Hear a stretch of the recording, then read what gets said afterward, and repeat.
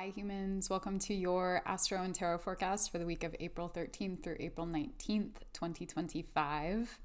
I'm going to dive right in, but before I do that, I want to remind everyone that my Patreon features deep readings about each new and full moon, and I released our full moon in Libra reading this weekend, and so if you're interested in referring back to that, you can go sign up for a free 7-day trial to listen to it for free. You can also purchase it as a one-off or become a member at the moon tier and up if you want to access that. And that applies to all readings, and you can cash in on that free week trial anytime you want. Okay, let's talk about the astrology. So starting this week on Sunday, April 13th, the moon entered Scorpio. And so this kind of more officially, not quite, but it at least takes us out of the technical full moon in Libra window once the moon enters Scorpio. We're still experiencing the come down in a big way, and this was a pretty tense full moon for a lot of us. It was conjunct Chiron, or the sun was conjunct Chiron and opposite the moon, and there was activity going on in the background, a building Mars-Pluto opposition, Mars at the apex of a T-square between the luminaries and Chiron. And so there was conflict, there was tension, there was maybe insecurity that cropped up. And I talked about that more in last week's reading and in my Patreon reading, so I'm not going to go into more depth here. But I just want to bring it up because it's very likely that you're still kind of working through some of the residual tension or inner upheaval or emotional activation that came up this weekend. And it's likely focused on the cardinal houses in your chart. And so that would be Aries, Libra, Cancer, and Capricorn.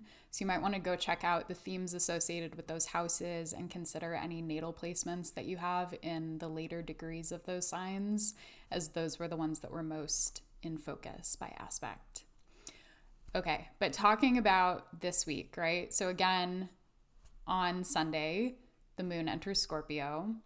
And we shift into this sort of a bit of a deepening. We're coming off of whatever arose this weekend and sort of feeling into it and maybe needing to do a little bit of catharsis or digging or exploration. And that might be focused on fears. And I say that in part because as soon as the moon entered Scorpio, it formed a square to Pluto in Aquarius. And this was exact on Sunday. And so we experienced this sort of tension that happened quickly after the moon entered Scorpio. And that can bring up these sort of visceral feelings that feel a bit activating or insecure or even triggering in some cases.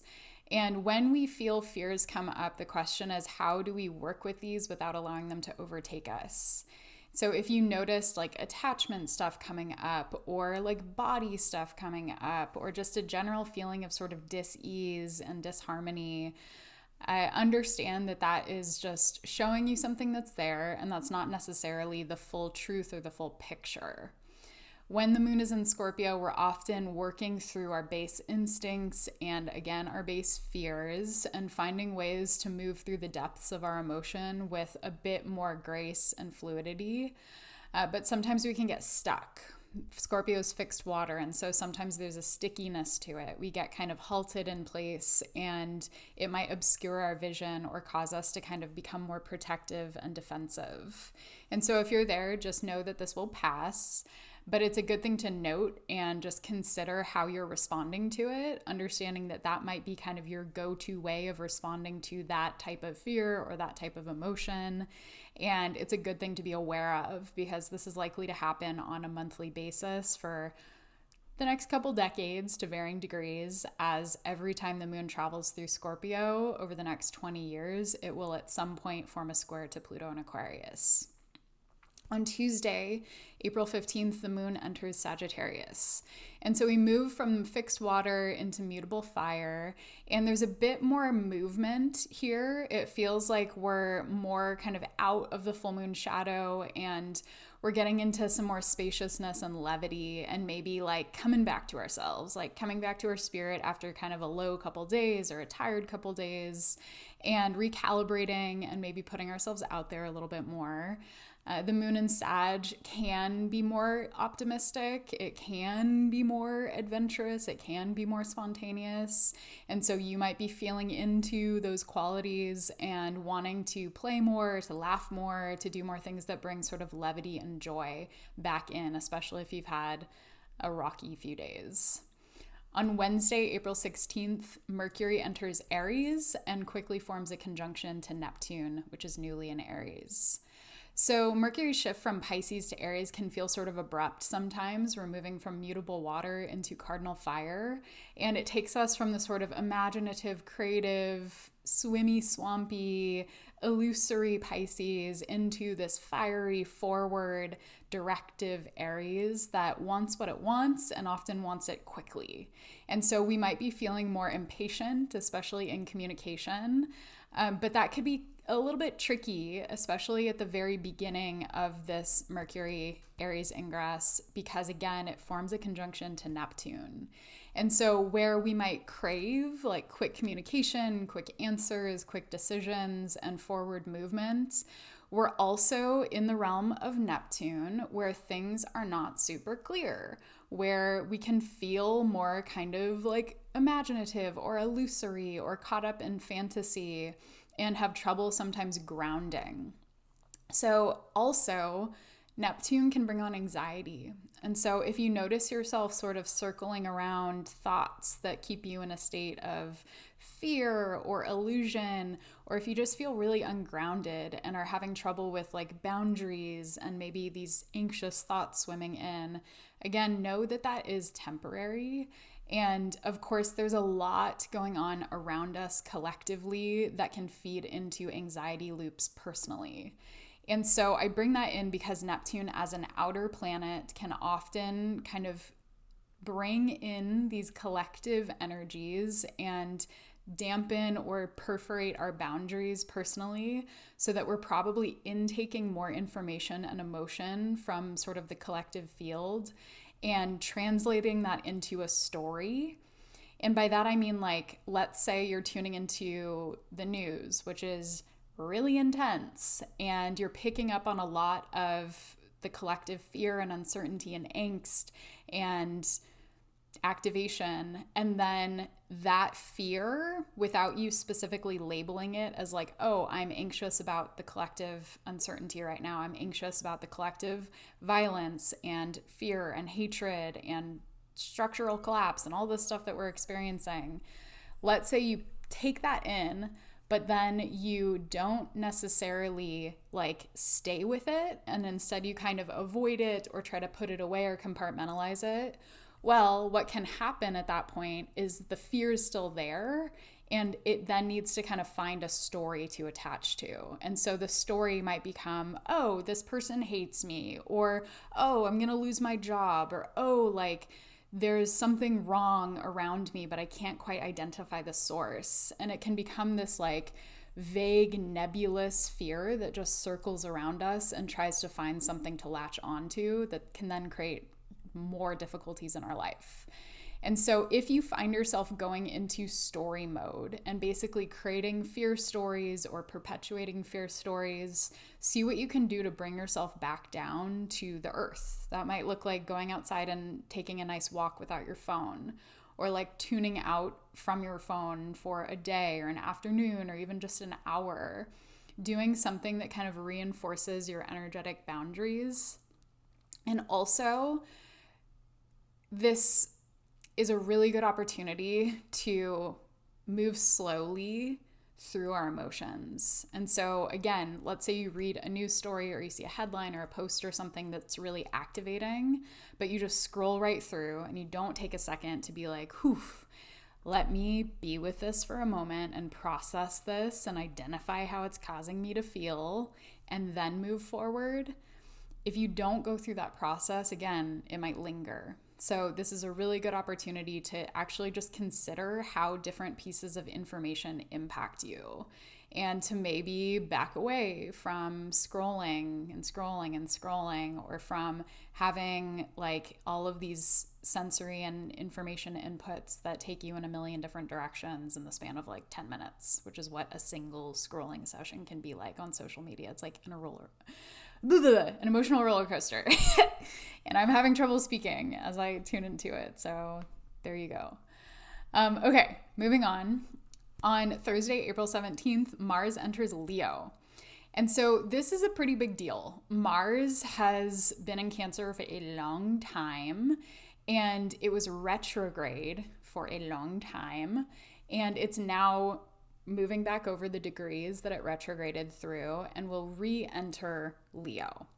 And so Mars was previously in Leo from November 4th through January 6th. It stationed direct on December 6th. And so it only ever reached like the first decan of Leo. It didn't get super, super far.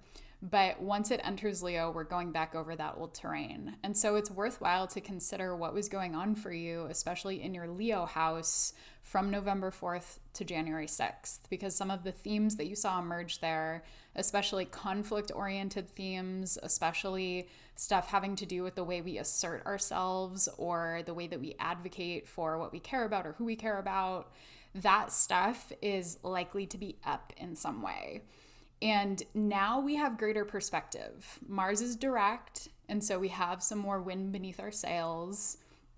Also entering fiery Leo, fixed fire Leo, Mars can get pretty boisterous and a bit egoic at times. And so if you notice yourself falling into a sort of ego pattern where you're maybe like fighting for the sake of fighting or like stirring conflict where it really is unnecessary, that might be something to check in with yourself about. However, Mars in Leo can also really represent a powerful advocate and someone who is sort of representing a cause and putting their power and their fire and their courage behind it in order to get something going and in order to sustain a fight. And so from the context of advocacy, activism, and more collective movements, this could be a really powerful moment for us to band together and to get some staying power behind the things that we care about. And so that might look like going to protests, that might look like doing some like direct action or mutual aid, or advocating for people who really need fiery support behind them. So looking to people in our society who in this moment are very vulnerable and who are under fire and attack, looking at immigrants, at trans people, at Black and brown people, even considering some of the more global causes that need our support and our backing, like the ongoing genocide in Palestine. Like there are so many places where we can direct our energy, and my suggestion would be to focus on something that feels particularly impassioned for you and to find people who are already working toward supporting that cause and see where you can pitch in. The tripwire with Mars and Leo is to make it all about us and to focus on our own glory and our own righteousness and to get really caught up in that ego story. But the power move of Mars and Leo is to really recognize your strengths and how you can contribute and to fuel something that is sustainable and powerful. And so that, again, looks like aligning with people who are maybe already doing this work and helping to kind of add your flame to the fire. On Friday, April 18th, the moon then enters Capricorn. And so with the moon in Capricorn, sometimes we can feel more inward, more introverted, more tired. The moon in Cap is often attuning us to our practical concerns and sometimes to the areas where we feel lack or scarcity and we feel like we need some reinforcement. And so this could be a time where we're like, what chores do I need to take care of? How do I need to take care of my body, whether that's by resting or by like self-care or doing something that feels reinforcing. And it's a good time to be really mindful of our energetic reserves and to not stretch ourselves too thin. Capricorn is a sign that can be very devoted in terms of the type of support and action and care and commitment that it puts in. And that often manifests in Cap working itself really, really hard to the point of exhaustion.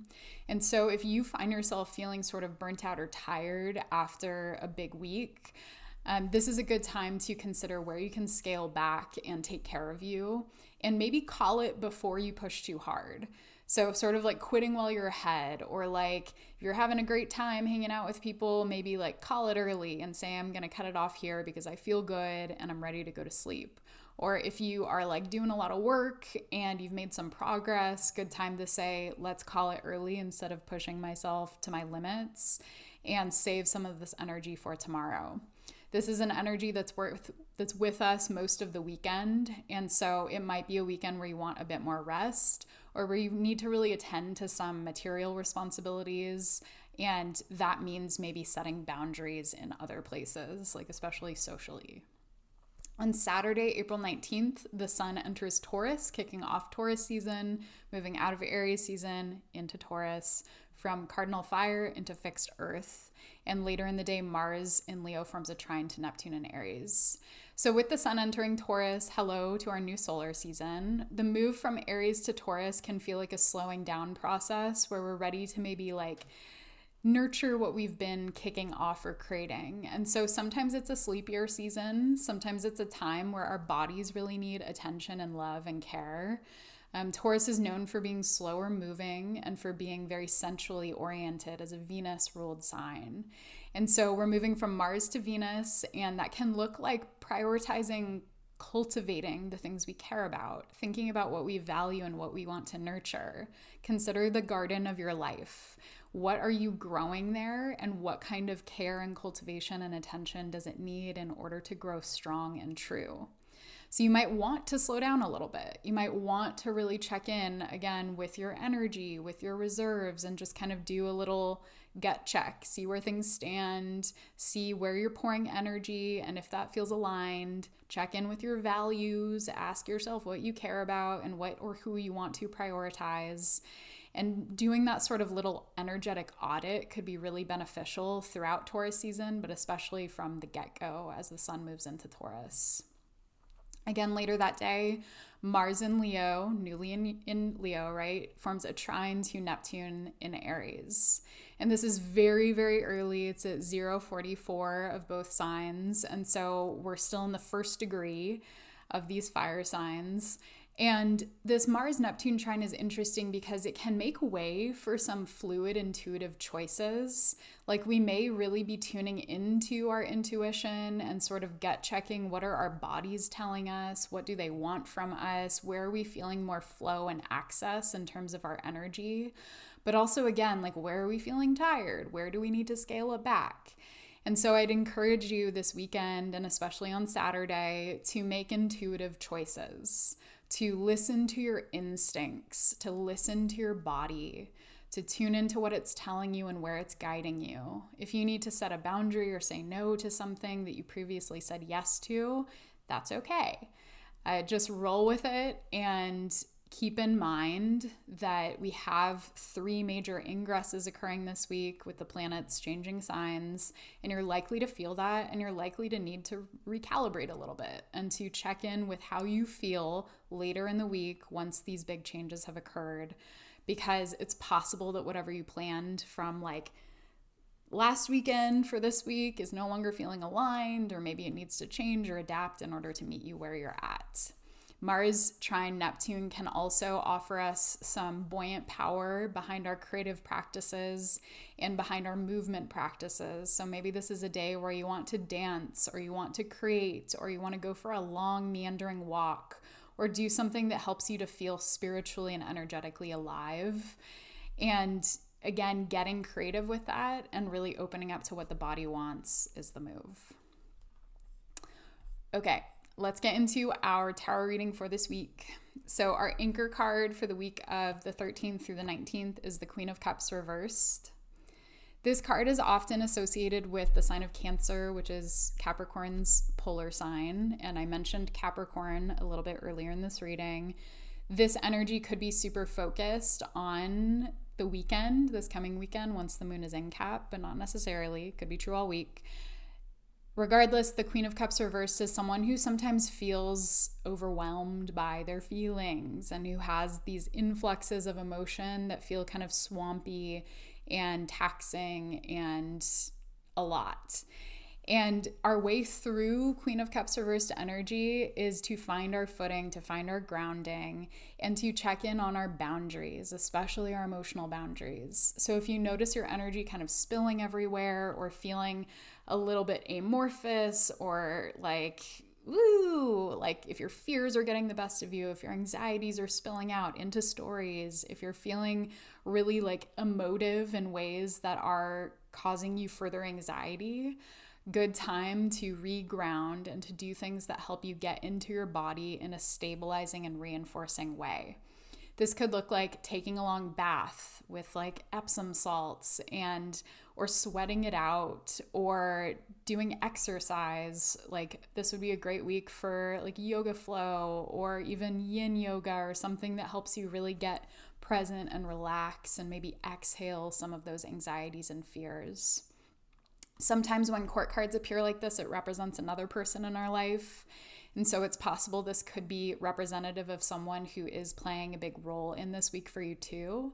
And if that's the case, like if someone else is being kind of gushing or like putting a lot on you, what do you need to do in order to feel more energetically secure? What boundaries need to be set? What needs to be articulated, etc. Our challenge this week is the Prince of Swords. So we have another court card showing up. This Prince of Swords, this is the Cosmic Slumber Tarot. This Prince of Swords in particular always gives me a sort of shady energy. This technically is also the Knight of Swords, and sometimes it's associated with Aquarius, fixed air, but it can really be any of the air signs, Gemini, Libra, Aquarius. And so there's a sort of cunning energy that comes up with this Prince of Swords. Sometimes this is someone who's being a little bit shady, or if not sneaky, at least just kind of like has an agenda. Like they might feel a bit manipulative or controlling, or at least just a bit reckless with the way that they communicate and the way that they interact with other people. The word agenda keeps coming to mind. And so if you notice that there's a person in your life who is kind of giving you like the heebie-jeebies, or if you're just getting weird vibes from someone, good time to back up a little bit. Again, check in with yourself and to see like, is this my own anxiety becoming a big story? Or am I picking up on some like really grounded, clear cues from this person that something is amiss here? You might need to have an open dialogue, or you might just need to set a firm boundary and like decide you don't want to interact with someone. This Knight of Swords is someone who can be brusque and a bit like violent with their words. And it's reminding me of this upcoming Mars-Pluto opposition, Mars in Leo and Pluto in Aquarius, which won't be exact this week. It'll be exact on April 27th, but we're definitely feeling the buildup.